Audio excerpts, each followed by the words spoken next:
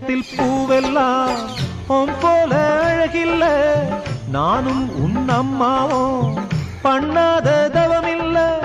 தென்பாண்டி மன்னவனோ முழுகித்தான் முத்தெடுத்தான், தேனே உன் அம்மாவோ முழுகாம முத்தெடுத்தா. கண்ணே தெய்வம் கண்டேன் உந்தன் கண்ணே சந்நிதி, ஓ முத்தம் பட்டு எச்சில் பட்டா கொஞ்சம் நிம்மதி. சின்ன சின்ன பூவே நீ கண்ணால் பாரு போதும், தொட்டு தொட்டு பேசு என் துன்பம் எல்லாம் தீரும்.